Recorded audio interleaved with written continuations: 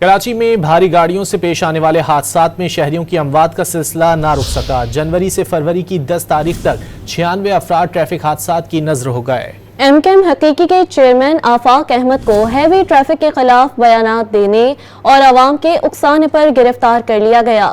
تفصیلات عاصم خان کی رپورٹ میں جانیے۔ کراچی میں ٹریفک حادثات میں اموات تشویشناک حد تک بڑھنے لگیں۔ شہریوں کا پارا ہائی ہوا تو ایم کیو ایم حقیقی کے سربراہ آفاق احمد نے آواز اٹھائی اور ہیوی ٹریفک کے شہر میں داخلے کو روکنے کی اپیل کر دی۔ عوامی غم و غصے کا اثر کچھ یوں ہوا کہ گاڑیوں کو روکنے کے ساتھ کچھ مقامات پر ڈمپر، ٹرالر اور ٹرک نظر آتش کر دیے گئے۔ ٹرانسپورٹرز کے دباؤ پر آفاق احمد کے خلاف مقدمہ درج کر کے انہیں گرفتار کر لیا گیا۔